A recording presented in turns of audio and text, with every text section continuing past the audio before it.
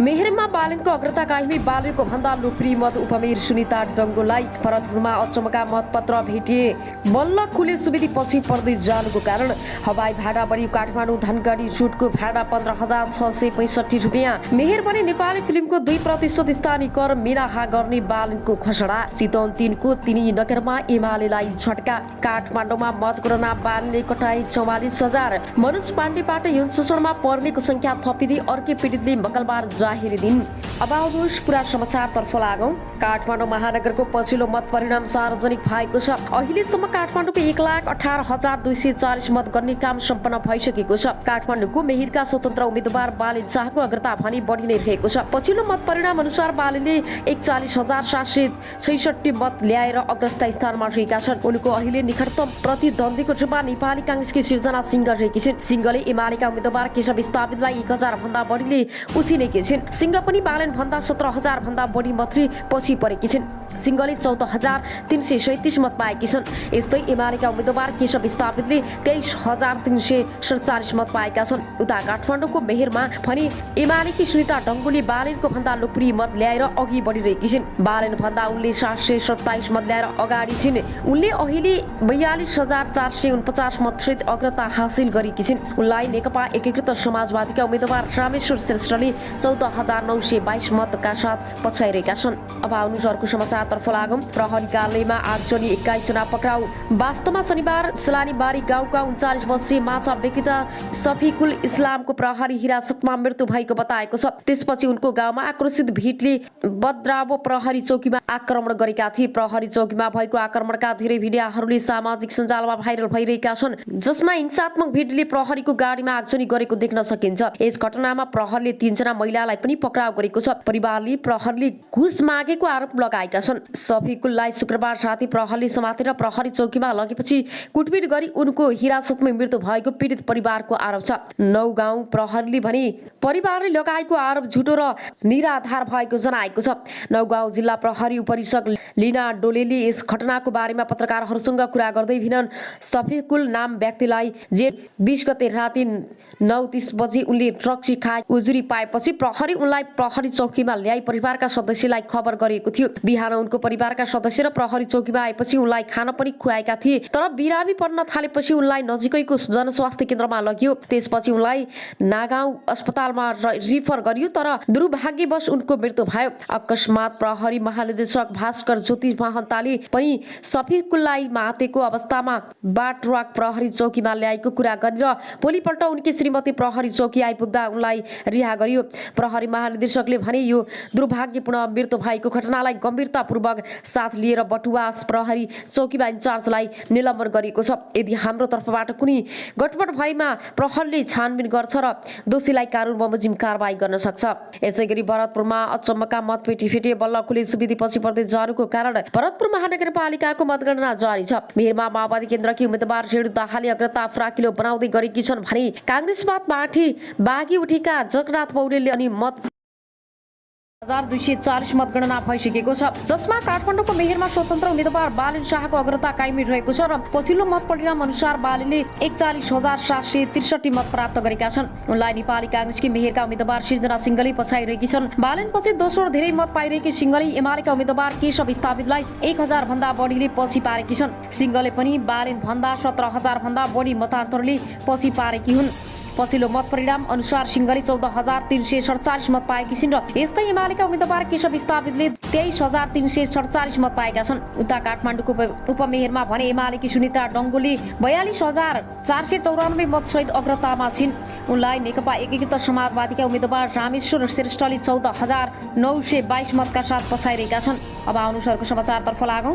मनोज पाण्डेले यौन शोषण गरेको भन्दै अर्की पीडित पुगिन प्रहरीमा। कन्सल्टेन्सी सञ्चालक मनोज पाण्डेले यौन शोषण गरेको भन्दै अर्की युवती पनि प्रहरी सम्पर्कमा पुगेकी छन्। आइतबार उपत्यका प्रहरी अपराध महाशाखामा पुगेर ती युवतीले आफू पनि पाण्डेबाट यौन शोषणमा परेको बताएकी हुन्। स्रोतका अनुसार शनिबार प्रहरीले पाण्डेलाई पक्राउ गरी लगत्तै उनले सामाजिक सञ्जाल मार्फत प्रहरीलाई सम्पर्क गरिरहेकी थिइन्। उनले महाशाखामै पुगेर घटनाबारे बताएको स्रोतले जानकारी दिएको छ। सोमबार पाण्डेलाई प्रहरी जिल्ला अदालत काठमाडौँमा उपस्थित गराउने भनिएको छ। अनुसन्धानका लागि सोमबार म्याद लिने तयारी गरेको महाशाखा प्रमुख एसएसपी बसन्त कुमारले बताउनु भएको छ। अहिले हामी अनुसन्धान गरिरहेका छौँ। घटनाका बारेमा धेरै कुरा अहिले नै भन्न मिल्दैन। कानुन अनुसार सबै प्रक्रिया अघि बढाउन वर्ष कुबेली नेपाल खबरसँग भने यसअघि सुन्दरी प्रतियोगितामा सहभागी किशोरीले पाण्डेबाट यौन शोषणमा परेको भन्दै सामाजिक सञ्जाल मार्फत सार्वजनिक गरेकी थिइन्। उनले घटना सार्वजनिक गरेसँगै दोषीलाई तत्काल कारबाही गर्न सडकदेखि संसदसम्म आवाज उठेको थियो। त्यस लगत्तै सरकारको घटनाको अनुसन्धान गर्न एसएसपी कुमार नेतृत्वमा 5 सदस्यीय अनुसन्धान समिति बनाएको थियो। समितिले शुक्रबारदेखि नै अनुसन्धान गरिरहेको छ। शनिबार पक्राउ परेका पाण्डेलाई प्रहरी विरुद्ध नयाँ बानेश्वरको हिरासतमा राखेर अनुसन्धान गरिरहेको छ। उनी विरुद्ध ती किशोरीले पनि सोमबार जाहेरी दिने तयारी गरेकी छन्। पाण्डेलाई प्रहरीले मानव बेचबिखन तथा ओसार पसारको मुद्दा चलाउने तयारी गरेको छ।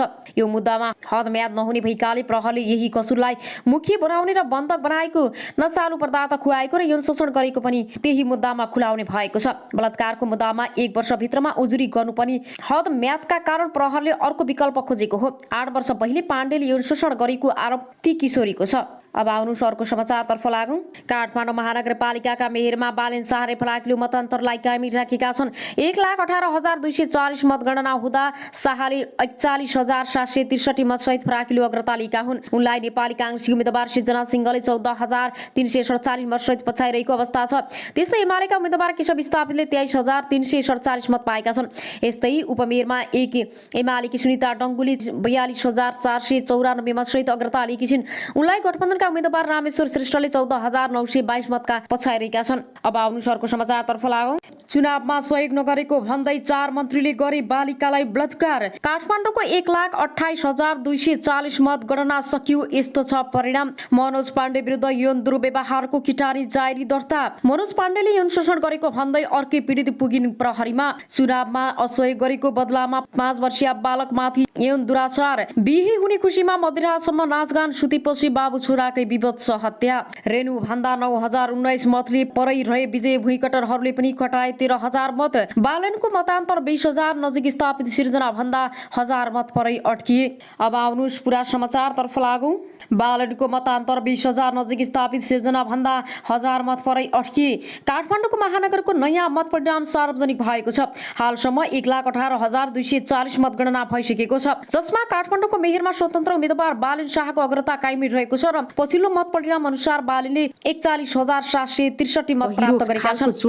उनीहरूको अस्पतालमा उपचार भइरहेको उनले बताएका छन्। थप 10 दिनदेखि 25 जनाको अवस्थामा गम्भीर रहेको पनि उनले बताए। घाइतेको उपचारका लागि आकस्मिक अवस्था घोषणा गरिएको र थप चिकित्सकलाई अस्पताल बोलाएको छ। पेशावरका प्रहरी परिचालन प्रमुख वरिष्ठ सुपरिन्टेन्डेन्टहरू राशिदले सिंहासन बताए अनुसार 2 जना आतंककारीले मस्जिदमा प्रवेश गर्न खोजेको र त्यहाँ टीमा रहेका प्रहरी कर्मचारीसँग भएको तनावपछि आत्मघाती आक्रमण गरेको बताएका छन्। घटनामा 1 प्रहरीको मृत्यु भएको र 1 जना गम्भीर घाइते भएको बताएको छ। प्रारम्भिक अनुसन्धानपछि अधिकारीले यो सर्वसाधारणलाई लक्षित गरी गराएको आत्मघाती बम विस्फोट भएको बताएका छन्। प्रत्यक्षदर्शी मस्ताज खानले सिंघालाई प्रार्थनाको समयमा विस्फोट भएको र मस्जिदको 2 तली भवनमा ठूलो संख्यामा उपासकहरू उपस्थित भएको बताए। उनले भने ठूलो विस्फोटपछि कतिपय मृत शरीरबाट उछिटिएका शरीरका भागहरू देखिएका थिए भने आक्रमणबाट घाइते भएका मानिसहरू सहयोगको लागि रोइ कराई गरिरहेको देखिन्छ। अब आउनुहोस् अर्को समाचारतर्फ लागौँ। रुसको दाबी युक्रेनी राष्ट्रपति जेलेस्की भागेर पोल्यान्ड पुगेका छन्।